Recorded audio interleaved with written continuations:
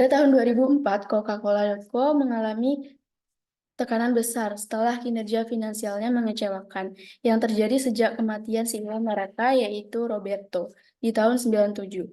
Pada saat itu, mantan eksekutif Coca-Cola, Neville Isdell, kembali ke perusahaan sebagai CEO untuk memperbaiki situasi yang sulit.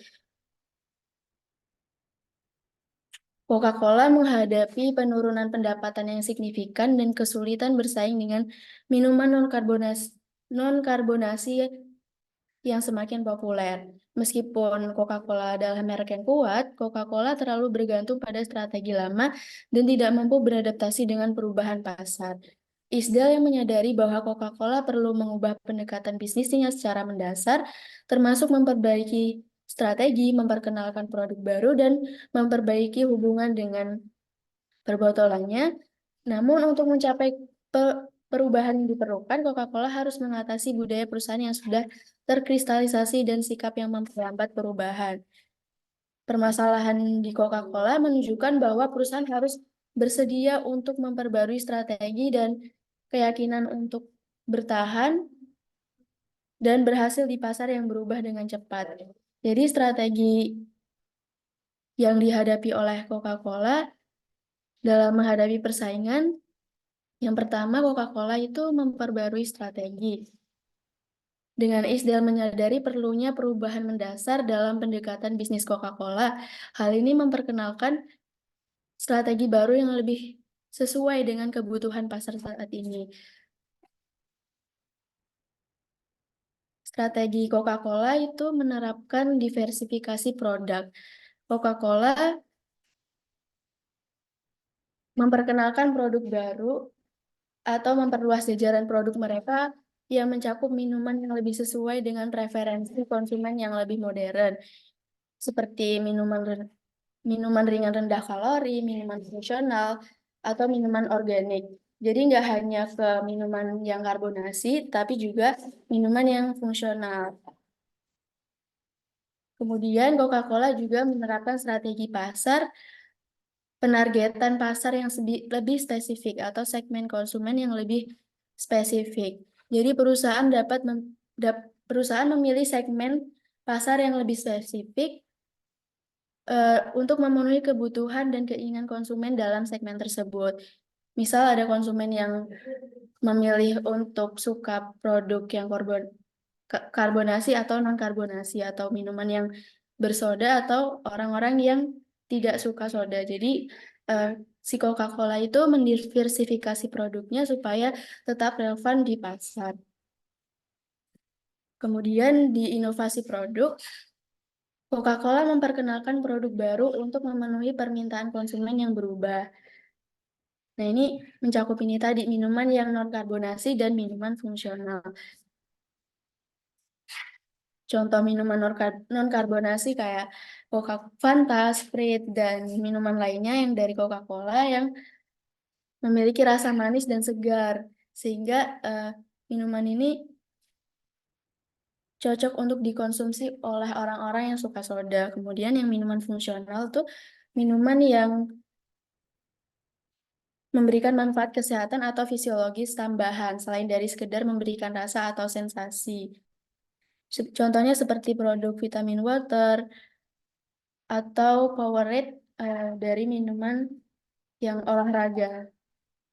Kemudian memperbaiki hubungan dengan perbotolan. Jadi Coca-Cola berfokus pada memperbaiki hubungan dengan pembotolannya untuk memastikan distribusi yang lancar dan efisien terhadap produk-produknya.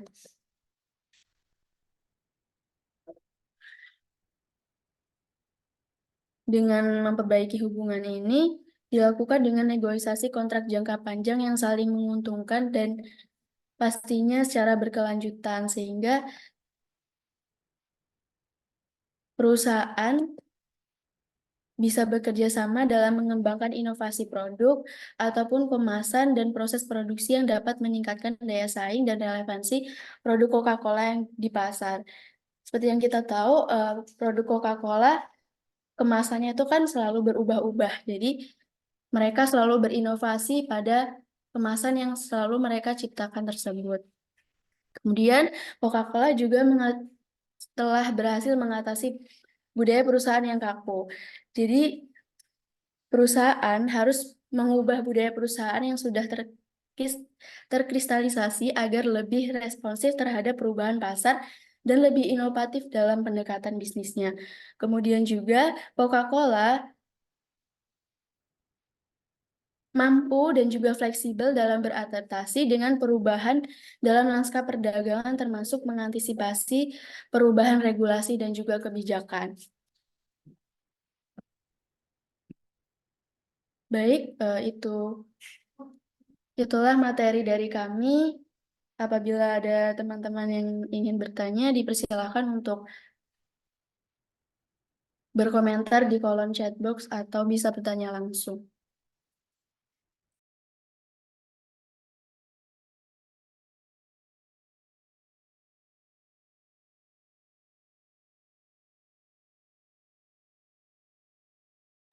Halo,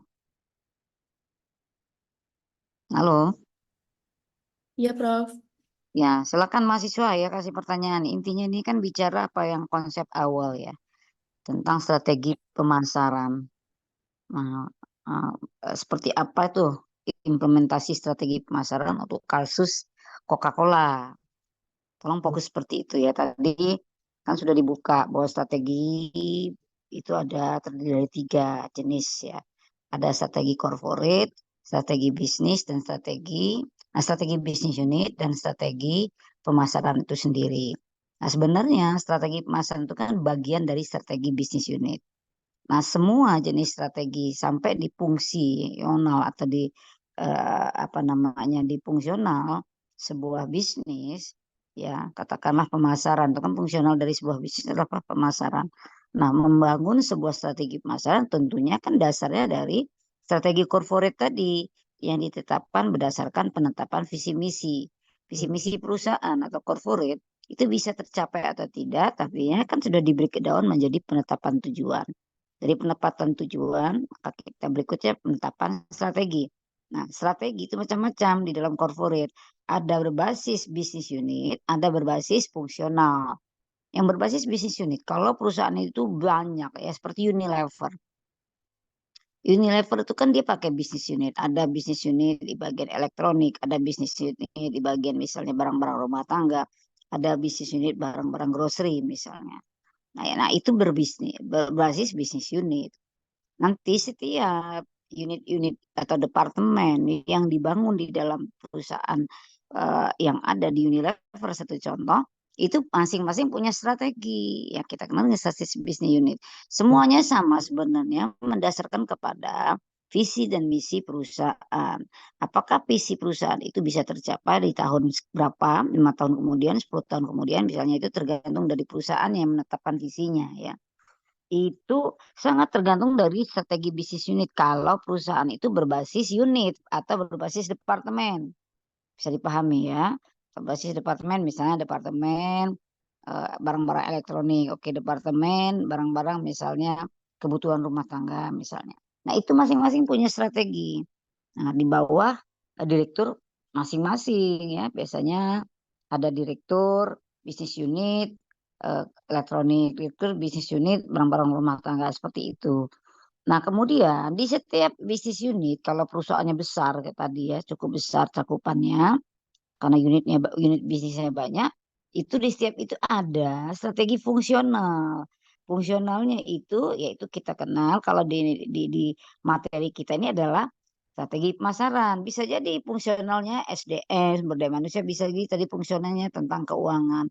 Maka tadi bilang kalau keuangan bagaimana strategi yang dilakukan untuk mencoba mendapatkan profit atas investasi yang dibangun misalnya. Nah, kalau di SDM bagaimana mengembangkan karir sebuah karyawan sehingga karyawan itu merasa puas di dalam bekerja ya, dan menciptakan sebuah produktivitas bisnis perusahaan tercapai. Nah, sekarang pemasaran. Nah, seperti apa? Tadi udah dikatakan, strategi pemasaran paling tidak memainkan unsur marketing mix-nya. Nah, apakah 7P-nya seperti apa atau 4PP, 4P-nya seperti apa? yang mendasarkan kepada tadi strategi corporate atau strategi bisnis unit kalau punya.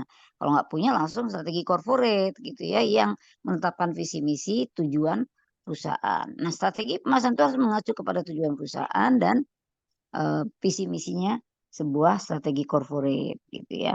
Tadi sudah diarahkan ada sebenarnya 4 kegiatan strategi pemasaran apa saja. Coba buka di itu.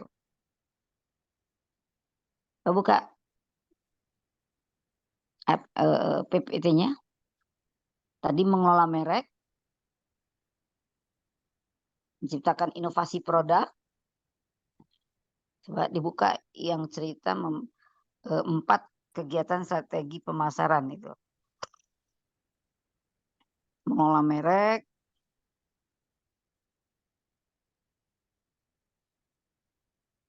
silakan lanjut setelah ini. Nah, ini ya. Jadi ini bahwa yang tadi ya, memang menciptakan sebuah strategi pemasaran berbasis pasar ini ya, pengembangan berbasis pasar, paling tidak ada 4 kegiatan ini. Tadi dikatakan bahwa dasar utamanya adalah tadi lihat tadi kapasitas, lihat peluang pasar, lihat ancaman yang mungkin hadir untuk merusak kegiatan strategi pemasaran.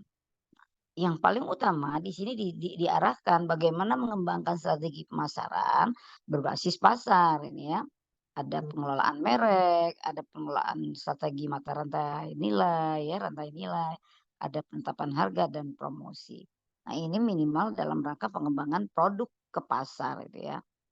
Nah, pertanyaan Ibu, seperti apa Coca-Cola yang dibangun? Bukan hanya sekedar Coca-Cola itu memasarkan produk ada 2, yang satu produk yang mengandung eh, eh, karbonasi, yang kedua produk yang tidak mengandung karbonasi yang ditujukan kepada kebutuhan kesehatan konsumen.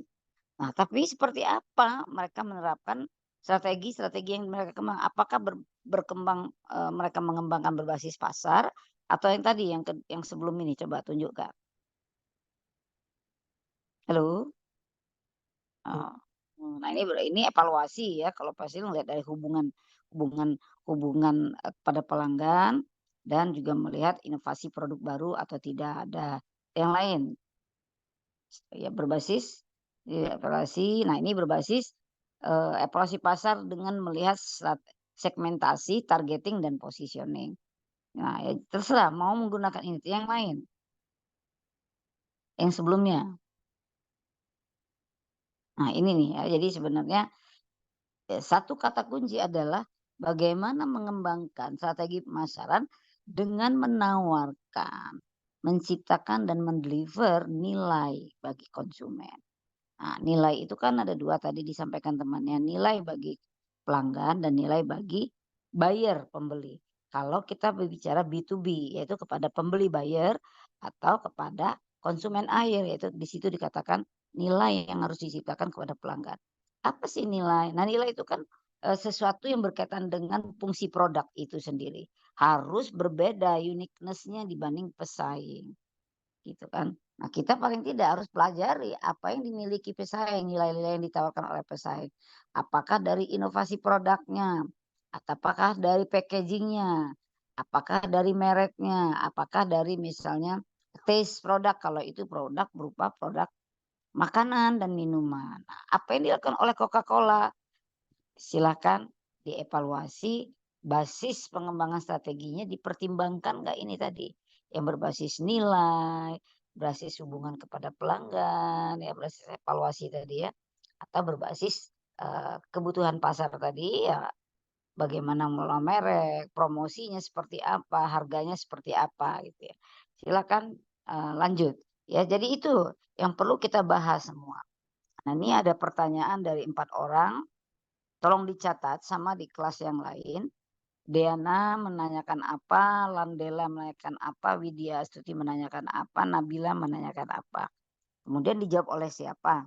Tolong kelompok buat tabel nanti di submit, dikumpulkan di folder aktivitas kelas atau kuis, oke? Karena ini akan suatu saat juga bisa Ibu tanyakan kembali pertanyaan-pertanyaan ini dalam ujian. Silakan.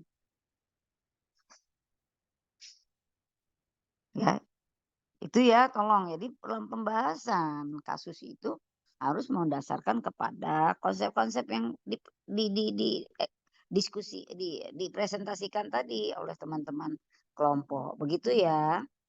Oke, baik, silakan lanjut. Jawab pertanyaan. Kalau bisa stay dengan kasus. Dibuka kasusnya sambil menjawab pertanyaan temannya. Silakan. Ada 4 pertanyaan itu.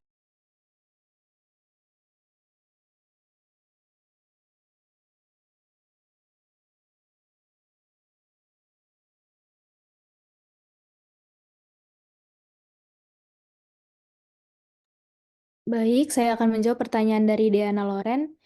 Pertanyaannya seperti case yang sudah dijelaskan, lalu bagaimana perusahaan dapat memastikan bahwa strategi berbasis pasar mereka tidak hanya responsif terhadap kebutuhan dan preferensi konsumen saat ini, tetapi juga proaktif dalam meramalkan dan mengantisipasi perubahan pasar yang akan datang.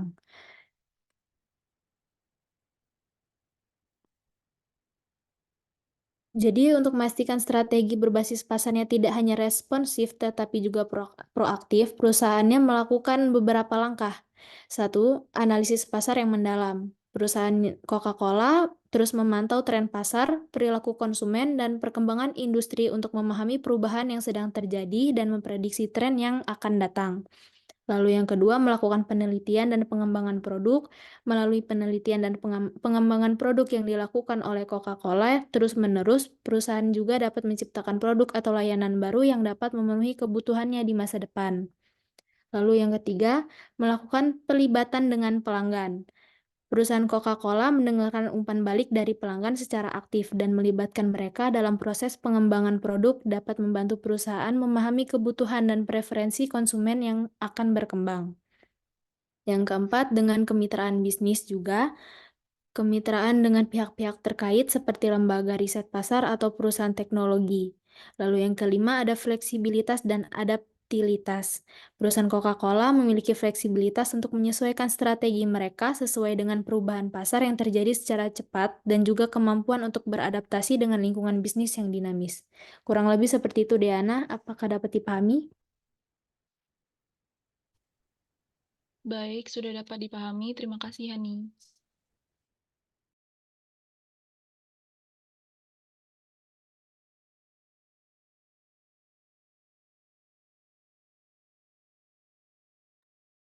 Baik, selanjutnya saya akan menjawab pertanyaan dari Andela Satyati. Bagaimana integrasi strategi korporat, bisnis, dan pemasaran dapat mempengaruhi pertumbuhan jangka panjang dan keunggulan kompetitif suatu perusahaan dalam pasar yang dinamis dan kompleks. Jadi, integrasi strategi korporat, bisnis, dan pemasaran ini mengacu pada cara perusahaan mengkoordinasi rencana-rencana mereka untuk mencapai pertumbuhan jangka panjang dan mempertahankan keunggulan kompetitif di pasar yang berubah-ubah dan rumit. Jadi ketika strategi-strategi ini terintegrasi dengan baik, perusahaan itu dapat menciptakan sinergi antara semua aspek operasionalnya. Kalau misalkan dalam konteks strategi korporat ini, perusahaan itu kan menetapkan tujuan jangka panjang dan arah umum yang ingin dicapai. Ya, hal ini bisa berupa kayak ekspansi ke pasar baru, diferensiasi produk, atau akuisisi perusahaan lain. Nah, strategi bisnis ini menentukan bagaimana perusahaan akan beroperasi di pasar spesifik. Ini mencakup penentuan produk, layanan yang akan ditawarkan, segmentasi pasar, dan bagaimana perusahaan itu akan bersaing dengan pesaing lain. Sementara itu, kalau strategi pemasaran ini berfokus pada cara perusahaan itu memasarkan produk atau layanan mereka kepada pelanggan. Ini nih termasuk dalam kayak penetapan harga, promosi, distribusi, dan strategi merek. Integrasi strategi pemasaran dengan strategi bisnis dan korporat ini memastikan bahwa eh, pesan pemasaran dan aktivitas promosi ini mendukung tujuan perusahaan secara keseluruhan. Ketika ketiga strategi ini terintegrasi, perusahaan itu dapat mengalokasi sumber daya dengan lebih efisien, mengidentifikasi peluang pertumbuhan yang lebih baik, dan merespon perubahan pasar tuh dengan cepat. Dengan demikian, integrasi strategi corporate, bisnis, dan pemasaran ini dapat membantu perusahaan untuk mencapai pertumbuhan jangka panjang yang berkelanjutan dan mempertahankan keunggulan kompetitif di tengah persaingan dinamis yang kompleks. Bagaimana Anila Safitri? Apakah jawabannya sudah sesuai?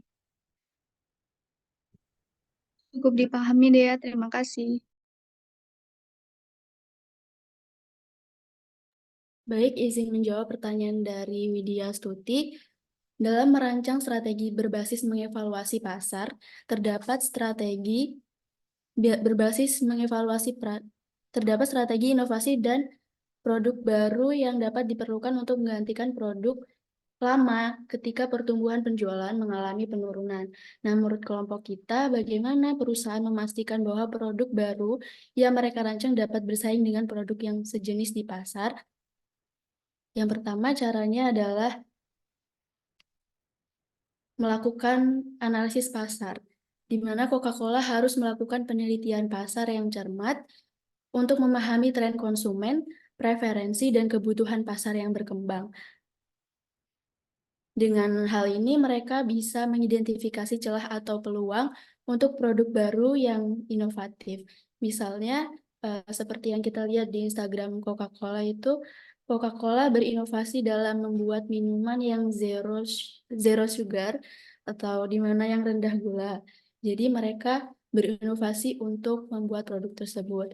Kemudian dari inovasi yang terus-menerus dalam pengembangan produk baru yang lebih unik dan menarik, mereka nggak hanya fokus pada penyegaran merek yang sudah ada, tetapi juga menciptakan produk baru yang bisa memenuhi kebutuhan konsumen yang berubah.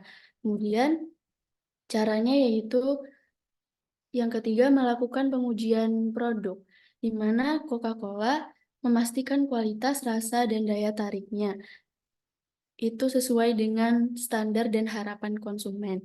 Kemudian pemasaran dan promosi. Dengan cara ini, Coca-Cola menggunakan strategi pemasaran yang kuat untuk memperkenalkan produk mereka kepada pasar. Mereka menggunakan berbagai saluran pemasaran mulai dari media sosial maupun iklan televisi hingga promosi langsung di toko untuk meningkatkan minat konsumen terhadap produk baru mereka.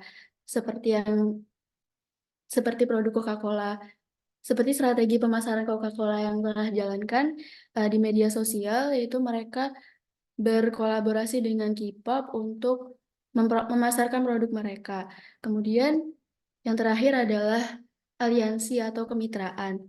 Jadi memanfaat kemitraan dan aliansi strategis dengan pihak lain kayak selebriti ataupun idol-idol yang terkenal gitu. Jadi untuk meningkatkan citra merek mereka dan bisa membuat daya tarik produk mereka di pasaran. Jadi mungkin itu Widya, apakah bisa dipahami? Iya, cukup Afifah. Terima kasih. Baik. Baik, selanjutnya kita menjelaskan bagaimana misalnya strategi bisnis yang mengikut tujuan jangka panjang, alokasi sumber daya, sinergi, dan strategi korporat berintegrasi secara kompleks dalam membentuk tinggi bersama dan bagaimana pengelolaan ini dapat mempengaruhi kinerja. Suaranya hilang. Halo, Halo, suaranya hilang. Suaranya hilang, tolong diperbesar suaranya. Ya, apakah sudah terdengar, Ibu? ya terdengar, tapi memang mungkin aksesnya agak putus-putus ya. Silakan lanjut. Iya, jadi baik jawabannya komponen strategi perusahaan seperti ruang lingkup, tujuan jangka panjang, alokasi sumber daya, sinergi, dan strategi korporat ini saling berinteraksi dan membentuk arah strategi suatu perusahaan. Ruang lingkup menentukan di mana perusahaan beroperasi dan tujuannya. Alokasi sumber daya melibatkan cara perusahaan mengalokasikan waktu, uang, dan tenaga kerja untuk mencapai tujuannya. Sinerginya berkaitan dengan bagaimana kombinasi kekuatan dan potensi di dalam perusahaan dapat menciptakan nilai tambah. Jadi manajemen semua komponen ini dapat dengan baik mempengaruhi kinerja keseluruhan perusahaan. Sebagai contoh, Jika perusahaan menetapkan tujuan jangka panjang yang realistis dan sesuai dengan ruang lingkup bisnisnya, dan kemudian mengalokasikan sumber daya dengan efisien, ini dapat menciptakan sinergi di antara berbagai bagian perusahaan. Dengan strategi korporat yang tepat, perusahaan dapat mencapai keunggulan kompetitif. Baik, bagaimana Nabila Devia, apakah dapat dipahami? Baik, terima kasih Denisa.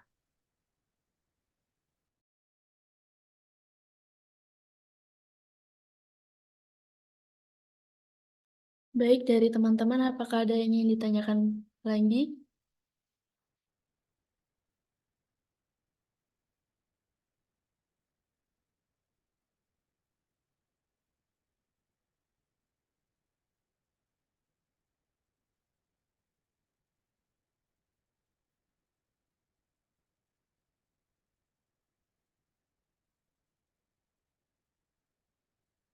Baik, mungkin cukup dari teman-teman. Apabila ada yang masih ingin ditanyakan, bisa ditanyakan kepada Prof. Marina. Belum dijawab itu kayaknya itu Maaf, Prof, yang mana, Prof? dari Nabila itu. Dari Nabila sudah dijawab oleh Dinisa tadi, Prof. Yang terakhir. Oke, lanjut. Masih ada lagi ya?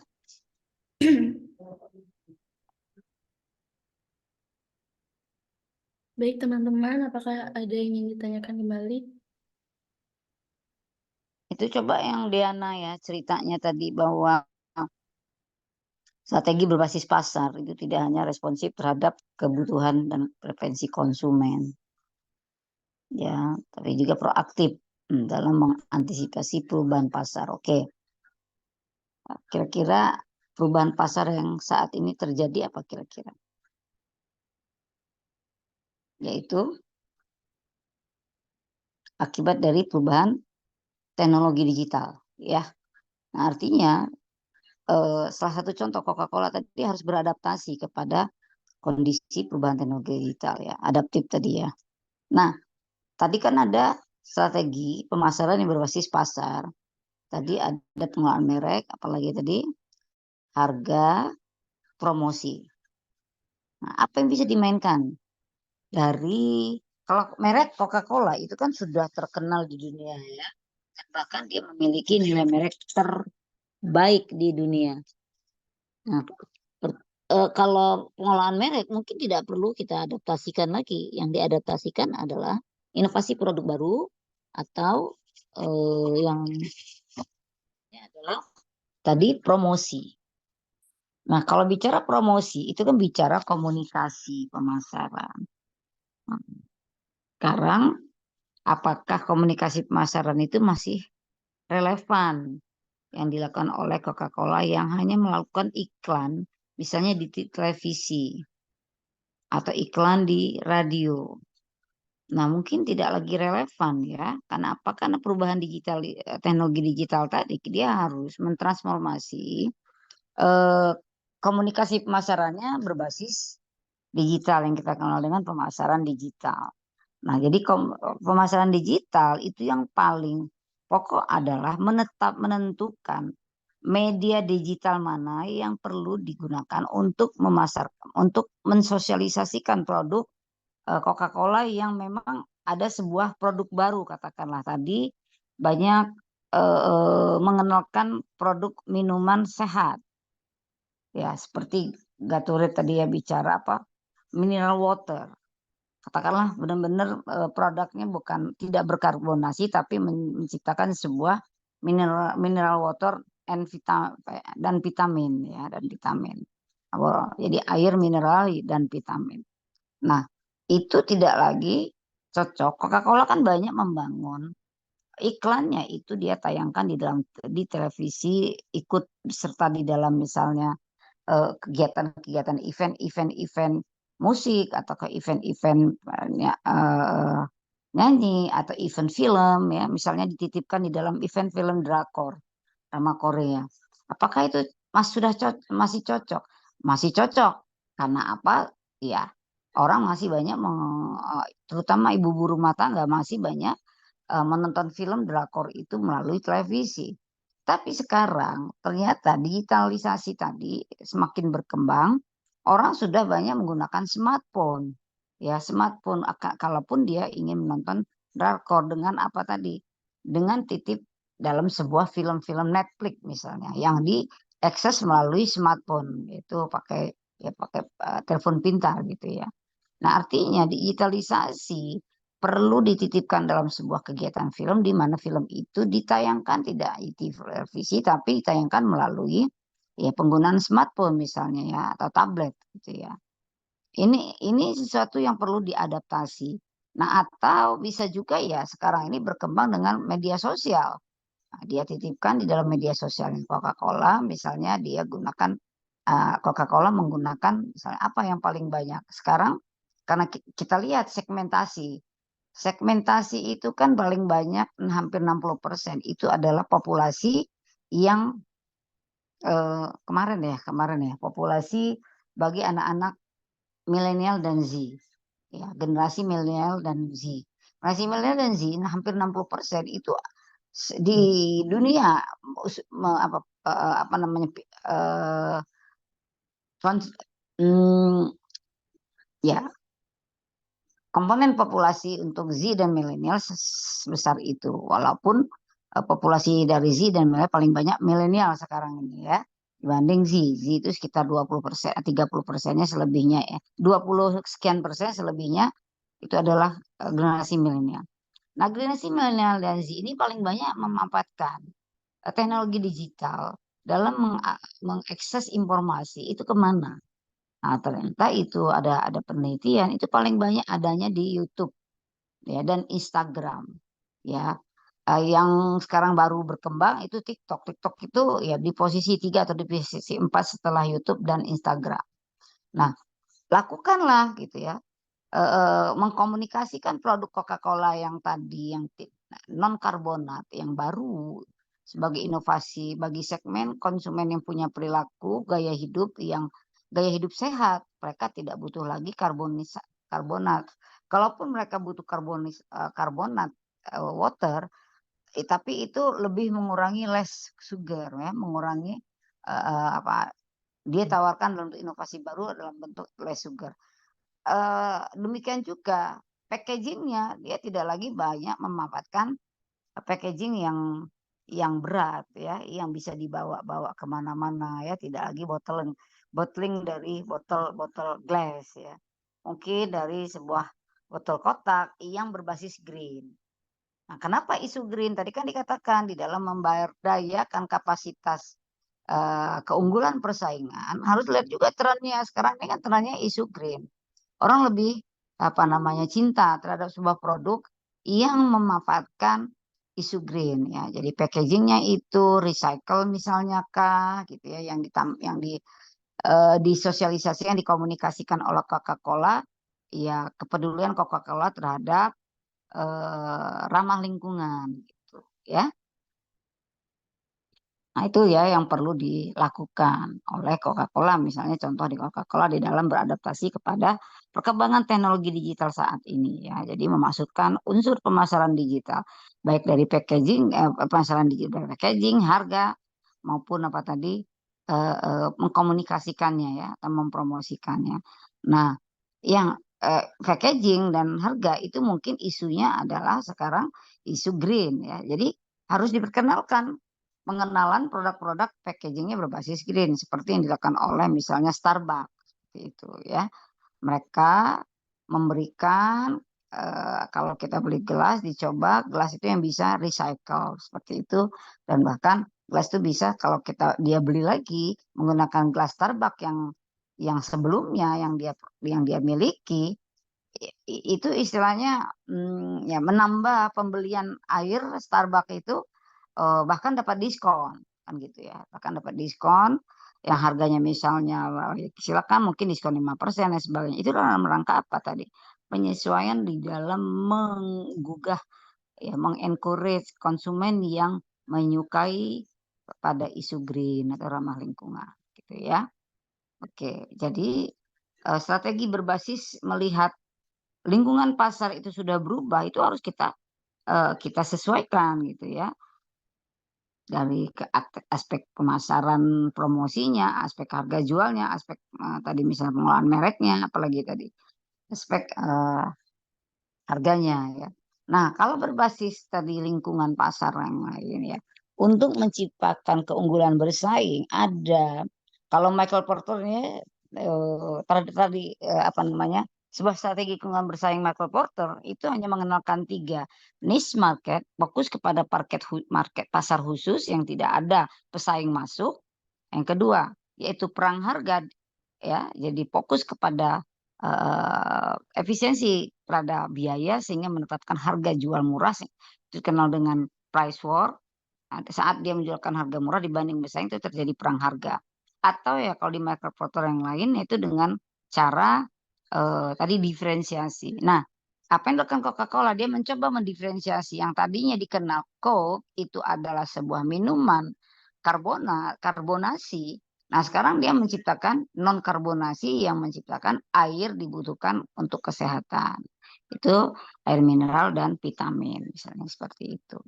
Gitu ya. Nah, ini dia adopsi dari pemikirannya Michael Porter yang 3 jenis keunggulan bersaing yang bisa dimainkan oleh perusahaan, yaitu tadi yang Ibu katakan kepada pasar fokus tidak dimasuki oleh pesaing. Nah, misalnya tadi vitamin mineral dengan segmennya misalnya untuk para eksekutif muda. Eksekutif muda itu yang biasa selalu hadir dalam sebuah meeting-meeting bisnis gitu ya. Nah, saat meeting-meeting bisnis itu ditawarkan bukan karbonasi tapi mineral water atau vitamin water gitu ya. Nah, itu memang perlu apa tadi? Tadi dikatakan ada satu contoh keunggulan bersaing tadi dilakukan dengan aliansi strategis ya, melakukan kemitraan. Kemitraan dengan siapa? Oke, kemitraannya dengan hotel-hotel karena meeting bisnis itu selalu dilakukan di hotel-hotel gitu. Gitu ya. Nah, itu bisa juga dikembangkan gitu ya.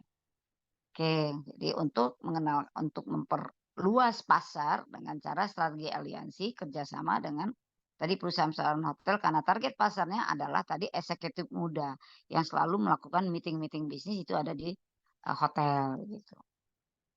Oke, nah ada lagi keunggulan bersaing dengan cara ini dari pemikiran Selby Dehan ya.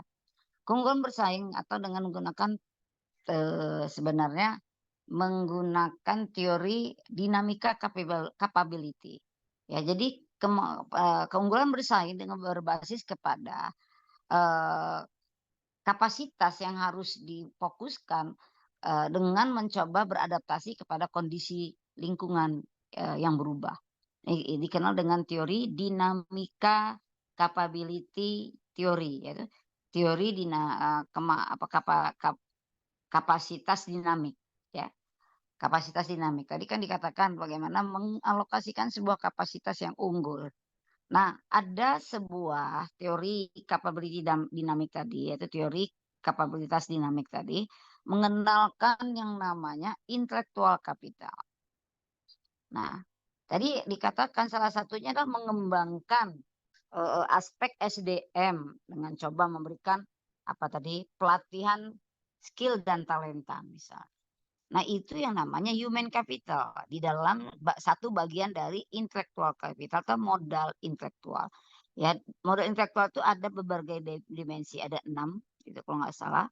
Yang pertama adalah human capital, mengembangkan modal manusia dilihat dari aspek keterampilan dan talenta SDM yang dimiliki. Nah, yang kedua ada lagi yang namanya teknologi kapital, modal teknologi. Modal teknologi itu harus jadi achievable, harus diadopsi, yaitu apa ya? Dalam processing membuat sebuah produk baru, mineral water atau vitamin water. Itu seperti apa dengan teknologi yang canggih yang saat ini berkembang mempercepat proses produk dengan tingkat misalnya ada pH sekian, pH plus ya. Karena di dalam mineral water itu harus mengandung zat asam yang terbaik itu adalah di atas 6 pH gitu. Nah, bagaimana menciptakan sampai kepada 10 pH yang bisa lancar aliran darah manusia seperti itu ya. Nah, ini adalah bagian dari saya bilang teknologi kapital dari modal intelektual ya. Dua ya, modal manusia dan modal teknologi. Ada lagi modal yang bisa dikembangkan di sini adalah modal spiritual. Modal spiritual kenapa dibutuhkan? Nah, manusia yang terlibat dalam proses bisnis itu harus juga dibangun sebuah komitmen ya, komitmen untuk bekerja dengan sepenuh hati. Nah, membangun komitmen bekerja sepenuh hati ini bisa dikembangkan melalui sebuah aspek spiritual ya, aspek keagamaan seperti itu. Itu yang namanya modal spiritual. Oke. Apalagi ya. Nah, sementara 3 itu ya modal intelektual. Ini Ibu los berpikirnya. Manajemen, teknologi, spiritual, ada logi yang berkaitan dengan membangun emosional kapital ya. Jadi menggunakan inteligensia modal manusia itu dari bisa dari emosionalnya itu bisa tertekan, ada juga dari apa namanya inteligensia berbasis ya ya ya rasional itu sendiri ya, yang logik gitu ya. Nah, itu salah satu faktor yang bisa kita bangun sebagai keunggulan bersaing gitu. Nah, selain itu ya ada juga faktor lain yang bisa membangun keunggulan bersaing, yaitu dari jiwa entrepreneurship. Nah, jiwa entrepreneurship atau entrepreneurship spirit ini sekarang banyak berkembang. Ada yang namanya entrepreneurial orientation. Nah, itu juga bisa membangun keunggulan bersaing. Ibu melakukan penelitian itu ya. Jadi entrepreneurial orientation, bagaimana menciptakan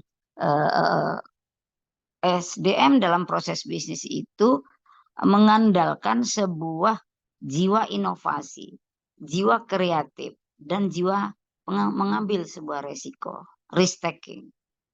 Nah, itu harus ditanamkan melalui entrepreneurial orientation yang dimiliki bagi pelaku bisnis itu sendiri maupun bagi semua SDM yang terlibat di dalam proses bisnis. Seperti itu. Halo, Ibu, didengar suara Ibu? Iya, Prof. Benar, Prof. Kalau nggak dengar nanti kalau ujian ditanya nggak bisa, ya itu resiko ya. Nah, itu yang namanya entrepreneurial spirit atau entrepreneurial orientation.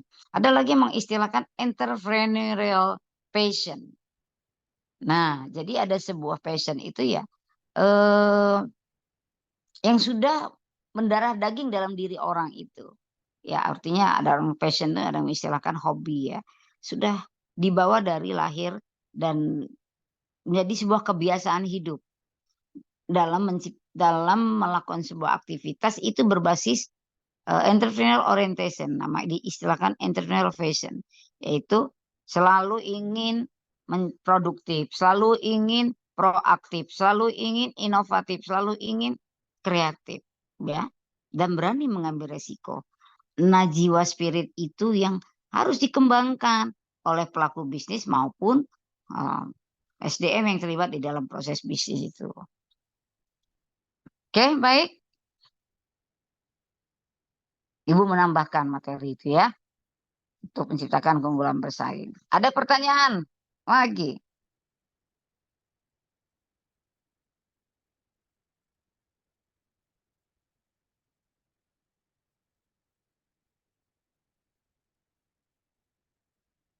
Ya sama ini ditanya oleh Nabila ya. Intinya tadi bagaimana dia bisa bertahan hidup ya.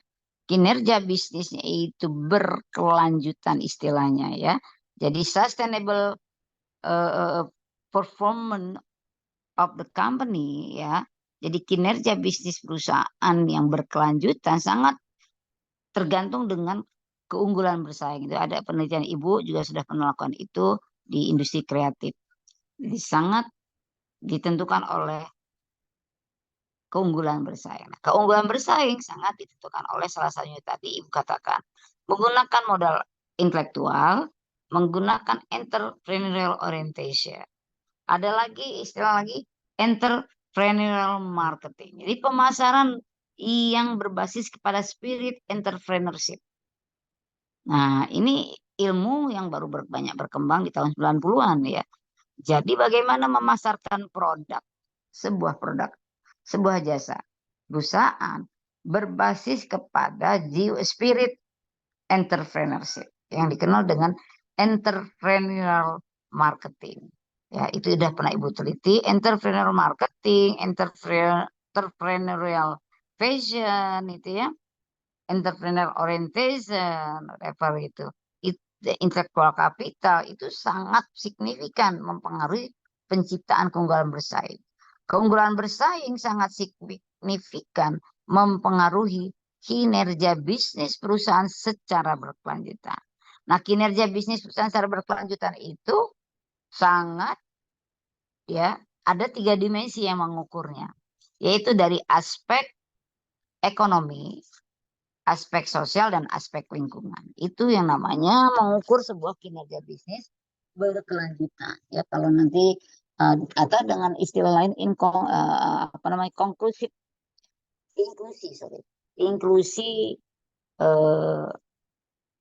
business performance, istilah lain itu ya, atau sustainable business performance.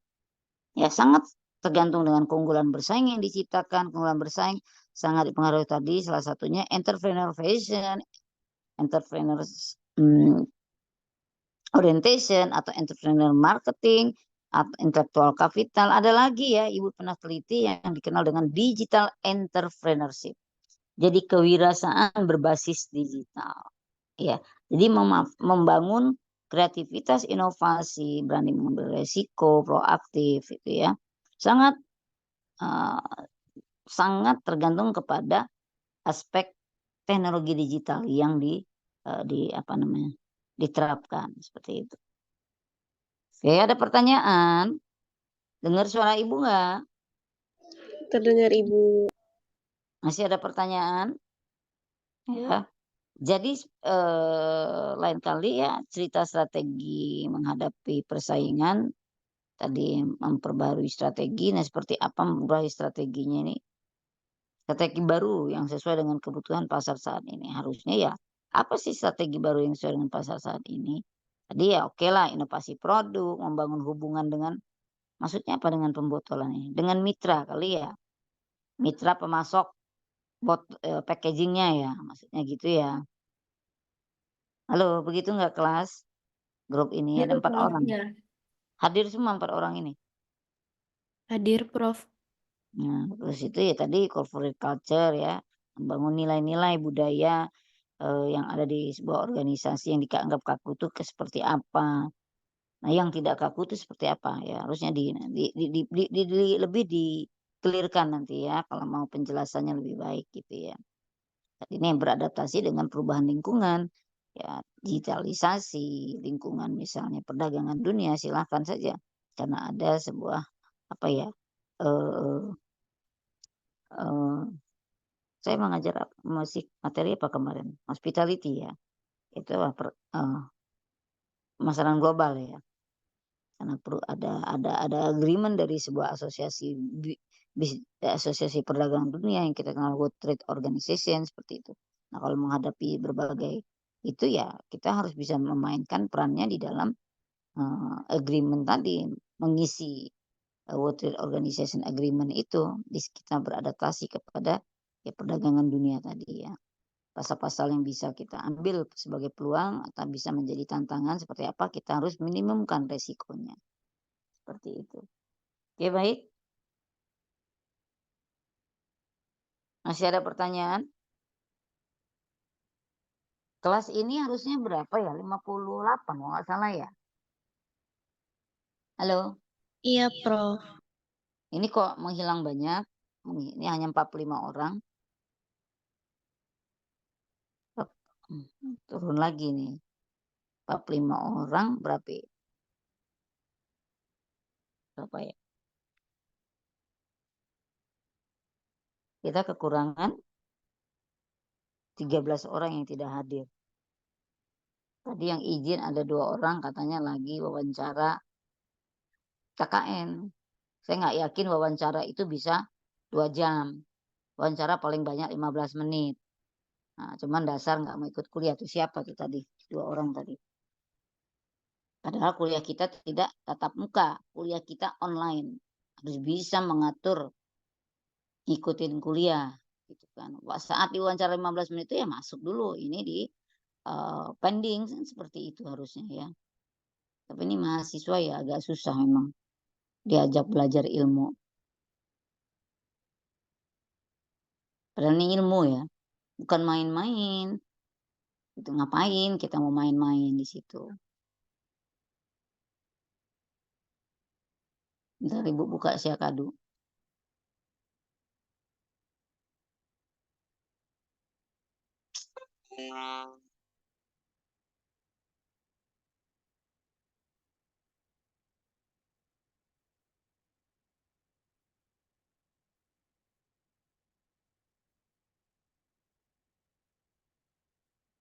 Ya,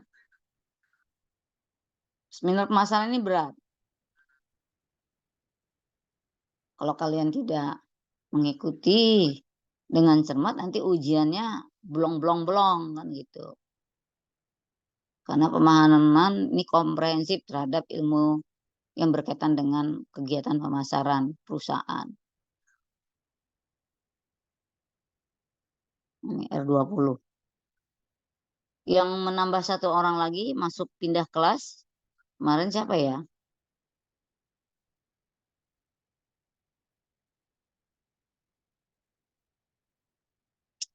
Syakadu ini kok susah banget nih.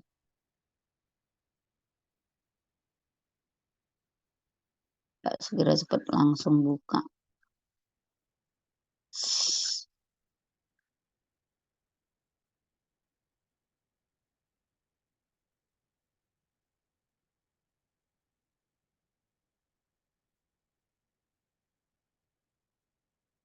Oh, ini peserta seminar pemasaran R20 ya.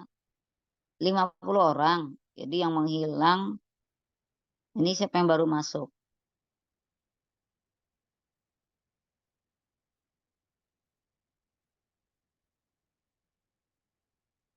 Menghilang 47 ya. Baru masuk dari 45 tadi. Jadi hilang 2. Mohon maaf, Prof. Kalau di Zoom jumlahnya 46 karena Widya joinnya 2 device, Prof. Ya, berarti hilang 4 orang. Ya, hilang 4 orang.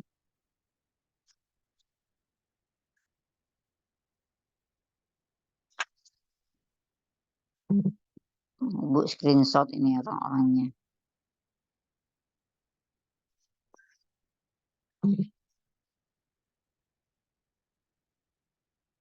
Oke ya. Ya, Allah hilang ya apa namanya? Tolong siapa? Widya ya sebagai ketua ya, Wid. Iya, Prof. Ya, tolong itu screenshot foto kameranya dibuka. Semua kamera dibuka. Halo. Mohon maaf, Prof, karena sedang merekod, jadi Widya nggak bisa screenshot. Mungkin teman-teman ada yang bisa bantu?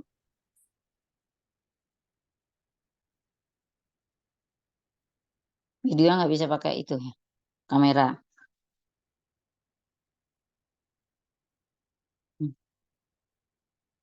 Susah banget ya. Ah ya, ini nggak bisa nggak cepat dibuka. Ya kadonya ini.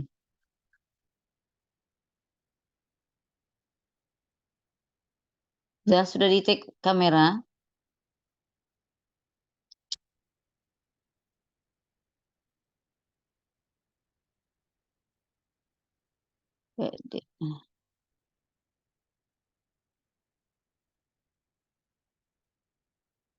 Oke, sudah Widya. 47 orang nih, nambah lagi 1 ini.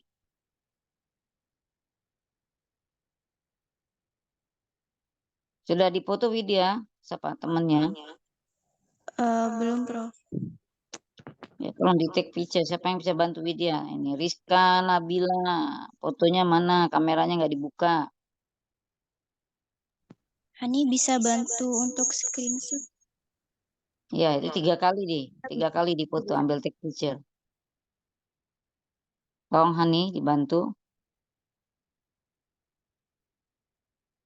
Oke, baik. 3 kali take picture. 46 orang ini yang hadir. Sudah, Prof. Sudah selesai. Oke, baik ya.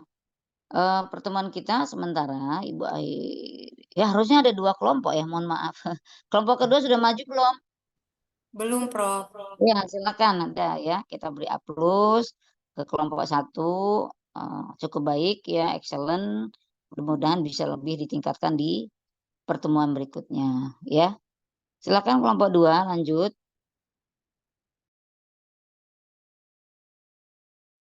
Izin share screen, Prof. Lanjut silakan.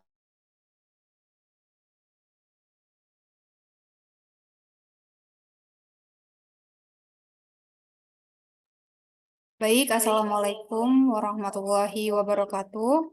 Yang terhormat Profesor Mahrina selaku dosen pengampu mata kuliah seminar pemasaran. Pada kesempatan kali ini kami dari kelompok 2 akan mempresentasikan materi mengenai prinsip segmentasi dan positioning. Sebelum itu, izinkan saya memperkenalkan anggota kelompok 2. Yang pertama ada Natasha Dwi dengan NPM 006, kemudian Mutia Amalia dengan NPM 019, Akilah Yunda dengan NPM 087, dan Sofiatul Azkiyah dengan NPM 093.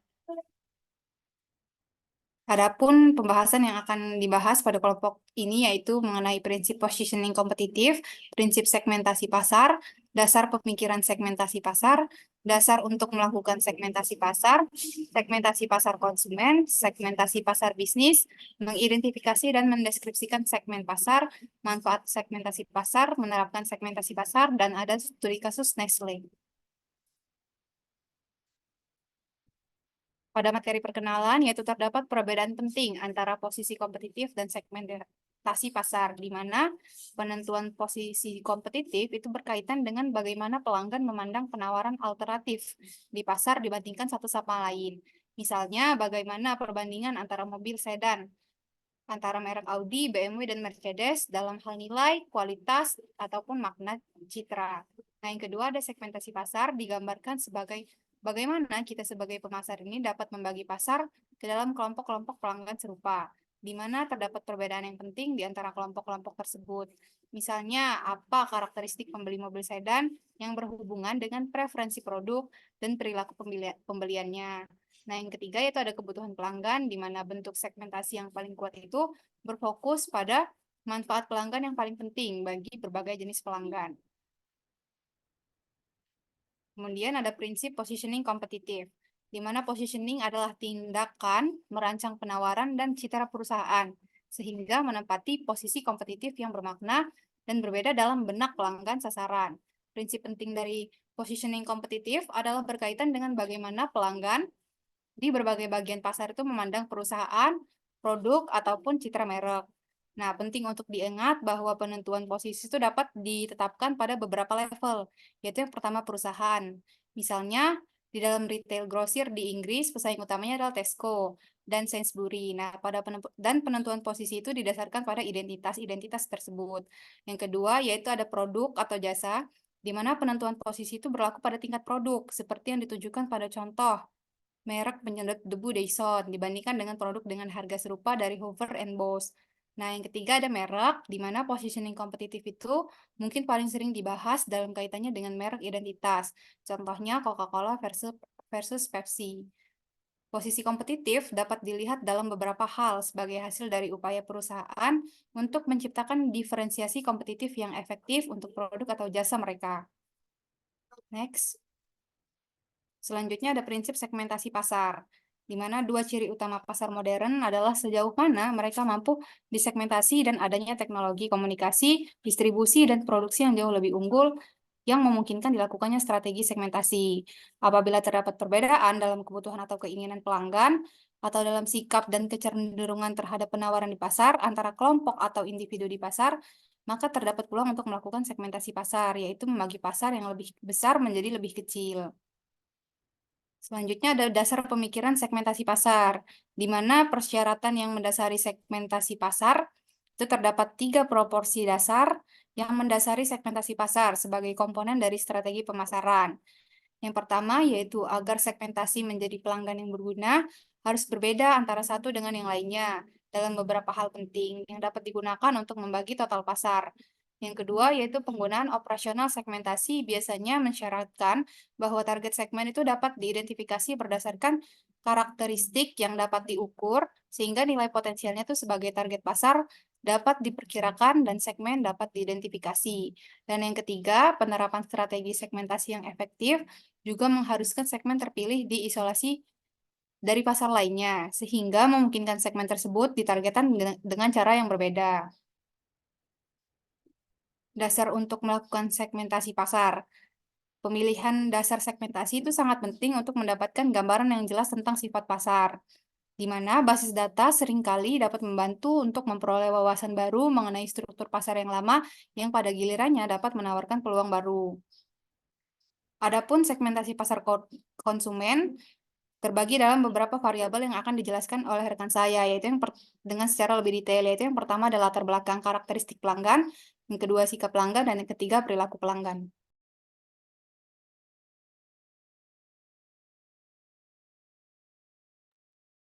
Baik, selanjutnya saya akan menjelaskan mengenai latar belakang karakteristik pelanggan yang diklasifikasikan menurut 2 dimensi. Yang pertama adalah dimensi pertama, asal mula pengukuran, di mana faktor meliputi demografi dan sosial ekonomi. Yang kedua ada dimensi kedua, yaitu cara pengukurannya mengenai kepribadian dan gaya hidup atau psikografis yang disimpulkan dari tanggapan subjektif. Next. Yang pertama ada karakteristik demografi, yaitu yang pertama gender. Gender mengacu pada perbedaan antara laki-laki dan perempuan. Pemahaman dan penerapan gender dalam segmentasi dan posisi dapat memberikan wawasan yang berharga tentang preferensi, kebutuhan, dan perilaku konsumen.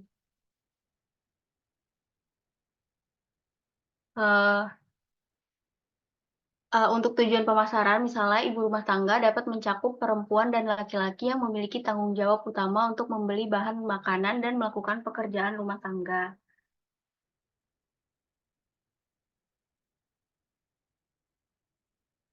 Dengan memahami perbedaan gender, perusahaan itu dapat menyesuaikan produk, strategi pemasaran, dan pesan komunikasi agar lebih relevan dan menarik bagi target gender tertentu. Yang kedua ada usia. Usia juga dapat digabungkan dengan karakteristik lain seperti kelas sosial dan menghubungkannya dengan konsumsi minuman. Ini contohnya. Yang pertama ada kelas bawah atau muda, yang kedua kelas atas atau muda, yang ketiga kelas bawah atau tua, dan yang terakhir adalah kelas atas atau tua. Next. Karakteristik demografi yang ketiga adalah lokasi geografis, di mana segmentasi geografis dapat menjadi variabel yang berguna, khususnya untuk operasi pemasaran skala kecil atau menengah yang tidak dapat berhadap untuk menyerang pasar yang tersebar luas. Misalnya, untuk memilih untuk memasarkan produk hanya di negara asal mereka secara implisit tidak memasukkan pasar ke dunia ke dalam target mereka. Lalu yang kedua adalah subkultur. Subkultur ini adalah kelompok dalam masyarakat secara keseluruhan yang memiliki kekhasan sikap atau perilaku.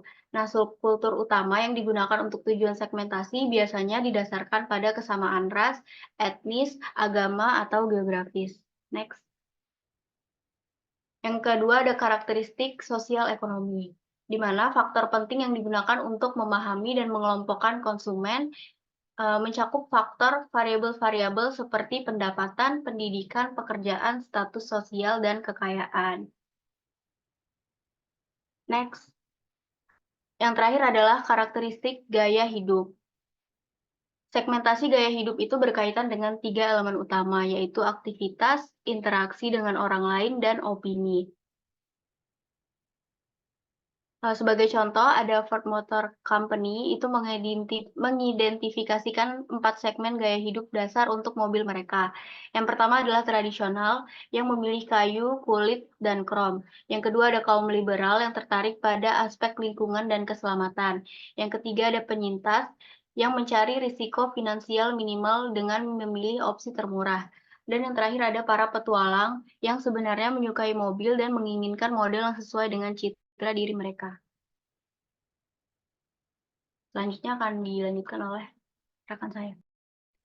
Selanjutnya adalah karakteristik sikap pelanggan untuk mensegmentasi pasar. Yang pertama itu ada segmentasi manfaat.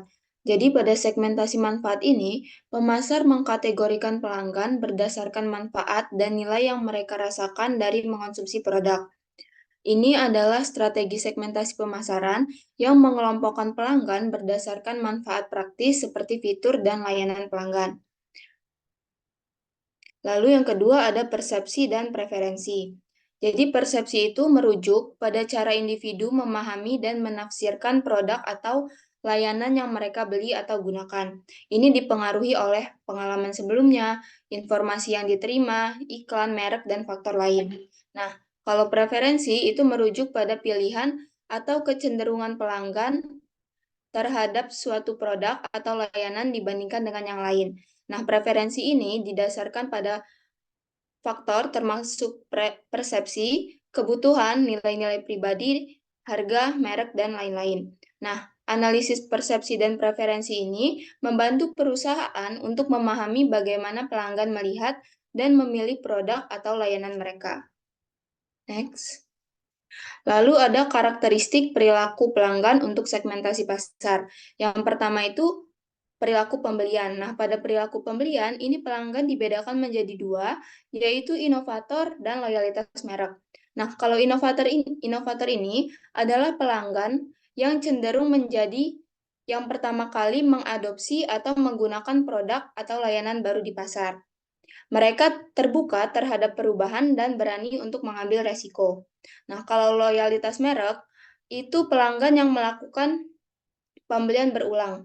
Jadi, loyalitas merek itu berlaku untuk produk yang dibeli secara berulang daripada barang tahan lama. Lalu ada perilaku konsumen. Jadi, pembeli produk dan jasa itu belum tentu merupakan konsumen atau pengguna produk atau jasa tersebut. Jadi, analisis pola penggunaan dan volume yang dikonsumsi dapat menentukan di mana harus fokus dalam kegiatan pemasaran. Jadi, pemasar itu perlu untuk melihat pola penggunaan dan volume konsumsi untuk membantu perusahaan mengetahui di mana harus memusatkan kegiatan pemasaran mereka. Lalu ada perilaku komunikasi. Jadi, perilaku komunikasi ini adalah cara pelanggan berinteraksi dan berkomunikasi dengan merek, produk, atau layanan tertentu. Ini mencakup sejumlah faktor. Yang pertama itu adalah preferensi media. Misalnya, seperti apakah pelanggan itu lebih suka berkomunikasi, entah itu melalui media sosial, email, ataupun iklan cetak. Lalu ada frekuensi komunikasi. Jadi, pelanggan itu responsif terhadap promosi yang sering atau lebih suka kontak yang lebih jarang. Lalu terus juga ada preferensi gaya dan jenis pesan yang mereka tanggapi. Lalu ada respon terhadap elemen bauran pemasaran. Jadi ini adalah cara pelanggan merespon elemen-elemen bauran pemasaran yang ditawarkan oleh suatu perusahaan. Jadi, bauran pemasaran atau marketing mix itu ada 4 elemen utama, yaitu produk, price, place, dan promotion. Nah, beberapa pelanggan itu mungkin lebih responsif terhadap produk yang ditawarkan dengan harga diskon atau promosi. Sementara ada juga pelanggan yang lebih memilih kualitas produknya. Lalu, ada juga pelanggan yang lebih mementingkan distribusi. Jadi ada pelanggan yang lebih suka belanja online lewat e-commerce atau marketplace, ada juga mereka yang lebih suka datang ke toko fisik untuk lihat barang langsung. Lalu ada karakteristik mencari hubungan. Ini dibedakan menjadi 4, yaitu yang pertama pencari hubungan. Jadi pelanggan pencari hubungan itu adalah mereka yang menginginkan hubungan jangka panjang yang erat dengan pemasok atau pengecer. Yang kedua ada pengeksploitasi hubungan, yaitu pelanggan yang hanya mementingkan hubungan jangka pendek dengan pemasok. tapi mereka senang dengan hubungan dekat. Lalu ada pembeli setia, yaitu mereka yang menginginkan hubungan jangka panjang tapi dari jarak jauh. Lalu ada pelanggan yang bertransaksi secara wajar. Ini tidak menginginkan hubungan jarak dekat dengan pemasok dan akan mencari kesepakatan terbaik karena mereka tidak melihat nilai dalam hubungan jangka panjang. Next. Lalu ada segmentasi pasar bisnis atau B2B. Sama seperti pasar konsumen atau B2C, banyak faktor telah disarankan untuk melakukan segmentasi pasar bisnis. Tapi pada kenyataannya, variabel segmentasi bisnis itu dapat dipertimbangkan di bawah garis yang sama dengan pasar konsumen, yaitu melalui 3 hal, yaitu yang pertama latar belakang karakteristik perusahaan, yang kedua karakteristik sikap, dan yang ketiga karakteristik perilaku. Next. Nah, latar belakang karakteristik perusahaan. Ini bisa dilihat dari 8 faktor. Yang pertama itu ada jenis industri. Jadi perusahaan itu perlu untuk mengklasifikasikan industri dasar dalam melakukan analisis awal pemasaran. Nah, klasifikasi ini digunakan untuk mengidentifikasi industri target dan membaginya ke dalam kelompok-kelompok perusahaan dengan kebutuhan yang berbeda atau pendekatan yang berbeda terhadap pembelian. Yang kedua, ukuran perusahaan. Nah, ukuran perusahaan ini menjadi penting karena perusahaan kecil itu tentunya memiliki kebutuhan atau preferensi pembelian yang jauh berbeda dari perusahaan-perusahaan besar. Hal itu mencolok pada kebutuhan volume, ukuran pesanan rata-rata, biaya cakupan penjualan dan distribusi, serta kekuatan tawar-menawar pelanggan. Lalu ada lokasi pelanggan. Lokasi geografis pelanggan itu penting dalam membagi pasar untuk produk bisnis. Ada beberapa alasan. Yang pertama itu adalah biaya penjualan dan distribusi. Jadi lokasi geografis pelanggan itu dapat mempengaruhi biaya penjualan dan distribusi produk. Contohnya, biaya pengiriman barang itu bisa tergantung pada seberapa jauh pelanggan dari pusat distribusi atau pabrik. Lalu ada intensitas persaingan. Nah, persaingan bisnis di suatu wilayah itu dapat bervariasi tergantung pada kehadiran pesaing lokal yang kuat di beberapa daerah. Lalu ada permintaan produk. Nah, permintaan produk itu juga dapat bervariasi tergantung pada faktor-faktor lokal.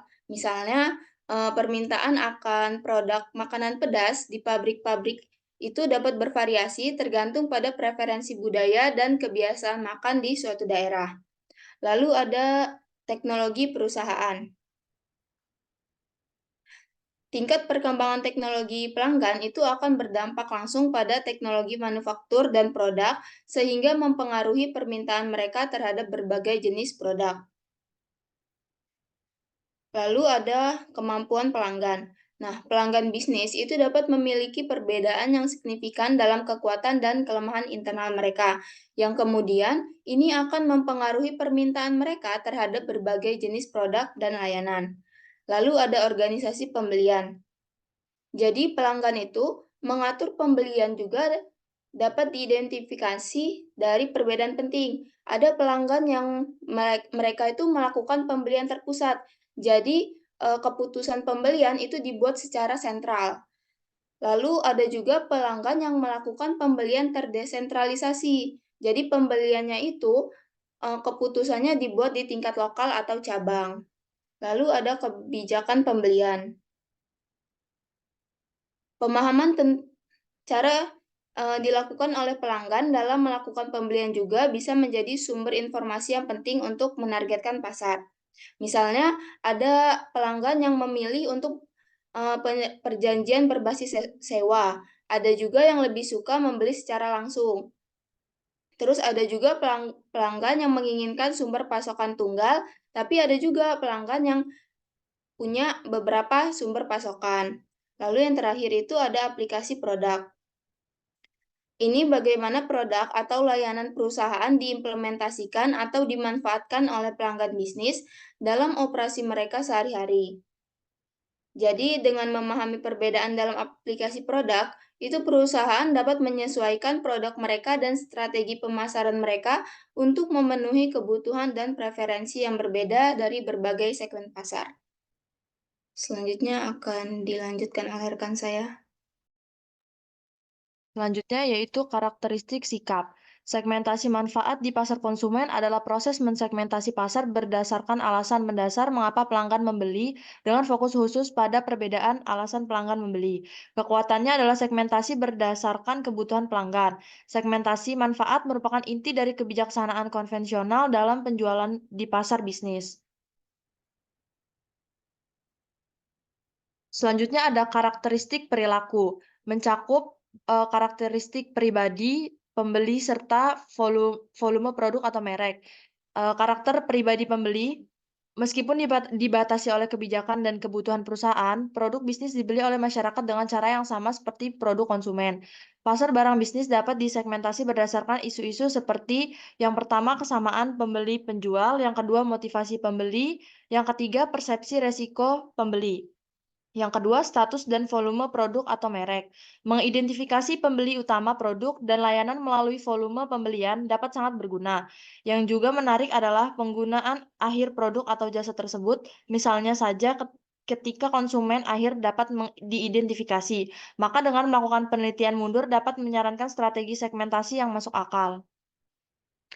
Selanjutnya, mengidentifikasi dan mendeskripsikan segmen pasar. Studi segmentasi penelitian primer yang khas dapat mencakup penelitian kualitatif awal untuk mengidentifikasi manfaat utama bagi pengguna dan pembeli produk atau layanan yang sedang dipertimbangkan.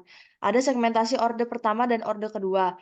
Segmentasi penggunaan atau manfaat dapat disebut sebagai segmentasi tingkat pertama. Segala upaya untuk mensegmentasi pasar harus dimulai dengan mencari segmen kegunaan atau manfaat yang berbeda. Segmentasi lebih lanjut dalam segmen kegunaan atau manfaat dapat disebut segmentasi tingkat kedua.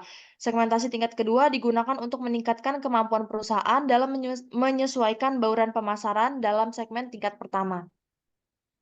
Selanjutnya, kita dapat melihat manfaat segmentasi pasar. Yang pertama, segmentasi adalah pendekatan pemasaran yang sangat berguna bagi perusahaan kecil. Yang kedua, hal ini membantu mengidentifikasi kesenjangan di pasar, yaitu segmen yang belum atau kurang terlayani. Yang ketiga, di pasar yang sudah matang atau sedang menurun, dimungkinkan untuk mengidentifikasi segmen tertentu yang masih dalam pertumbuhan. Yang keempat, segmentasi memungkinkan pemasar untuk mencocokkan produk atau layanan lebih dekat dengan kebutuhan pasar sasaran. Yang kelima, bahaya tidak melakukan segmentasi pasar ketika pesaing melakukan hal tersebut juga harus ditekankan. Yang selanjutnya menerapkan segmentasi pasar. Ruang lingkup dan tujuan segmentasi pasar. Sebuah makalah penting yang ditulis oleh Wynne 1978 mengusulkan bahwa dalam memilih pendekatan segmentasi perlu dibedakan antara segmentasi yang bertujuan untuk memperoleh pemahaman umum tentang pasar dan digunakan untuk studi positioning, dan segmentasi yang berkaitan dengan keputusan program pemasaran. Selanjutnya ada tingkat segmentasi yang strategis, manajerial, dan operasional. Salah satu pendekatan untuk memperjelas cakupan segmentasi pasar adalah dengan membedakan berbagai tingkat segmentasi. Sifat dari perbedaan tingkat segmentasi tersebut dapat digambarkan sebagai berikut. Yang pertama ada segmentasi strategis, yang kedua segmentasi manajerial, yang ketiga segmentasi operasional.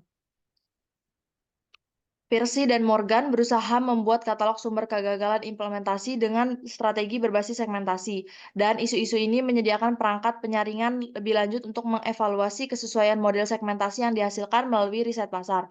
Permasalahan yang perlu dinilai, yang pertama struktur organisasi, yang kedua politik dalam negeri, yang ketiga budaya perusahaan, yang keempat informasi dan pelaporan, yang kelima proses pengambilan keputusan, yang keenam kemampuan perusahaan, yang ketujuh sistem operasional.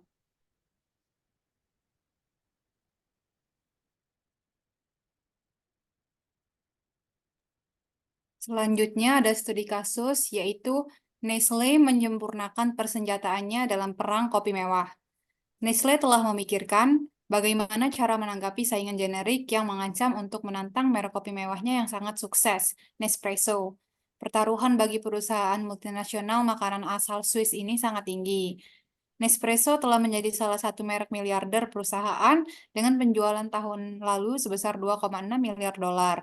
Nespresso juga telah menjadi studi kasus yang menarik dalam mengembangkan merek mewah global dalam ceruk bisnis pasar massal, dengan demikian telah menciptakan apa yang disebut sebagai Louis Vuitton-nya kopi. Bulan ini, gerai-gerai retail Prancis mulai menjual kapsul kopi espresso yang kompatibel dengan mesin Nespresso yang dibuat oleh Sara Lee dari Amerika Serikat di bawah label L'Or Maison du Café. Harganya sekitar 10% lebih murah daripada kapsul Nespresso dan tersedia dalam 4 varian, yaitu Delizio, Decaffeinato, Splendete, dan Forza. Bulan depan, produk saingan lainnya akan memasuki pasar. Produk ini dikembangkan oleh sebuah perusahaan bernama Ethical Coffee Company yang didirikan oleh Jean-Paul Gaillard, mantan kepala eksekutif Nespresso.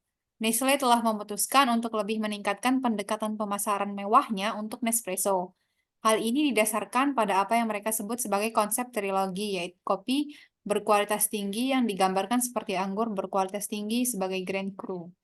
Mesin kopi penuh gaya dan layanan pelanggan yang sangat profesional. Mesin kopi tersedia di gerai-gerai retail, namun kapsulnya ada sekitar 19 jenis hanya dapat dibeli secara online melalui telepon atau 190 butik Nespresso yang tersebar di seluruh dunia. Pelanggan juga secara otomatis terdaftar sebagai anggota klub Nespresso dan program loyalitas. Nestle berencana untuk membuka 40 gerai lagi tahun ini dan baru saja menguji coba layanan pengantaran ke rumah di Paris yang pada akhirnya akan diperkenalkan di negara-negara lain. Terdapat 3 pertanyaan dalam studi kasus, yaitu mengapa ceruk pasar yang ditempati oleh Nespresso menarik bagi para pesaing, akan dijelaskan oleh rekan saya.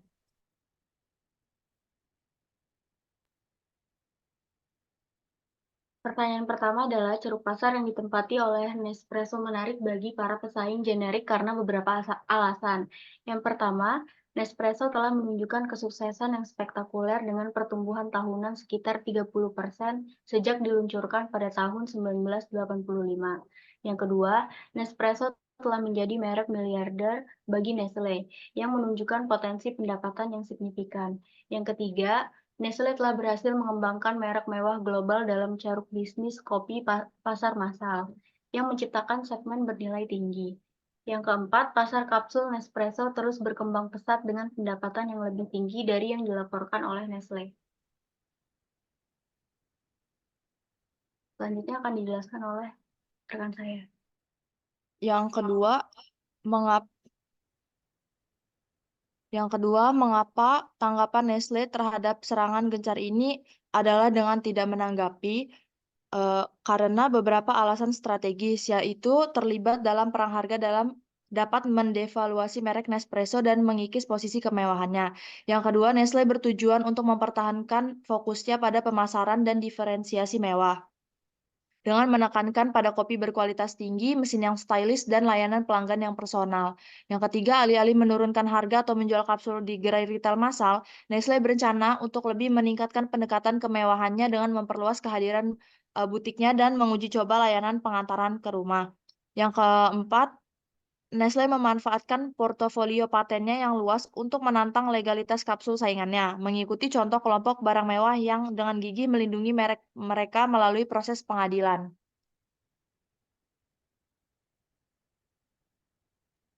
Selanjutnya adalah dasar apa yang dapat digunakan pemasar, dalam hal ini Nestle, untuk menyegmentasikan pasar kopi.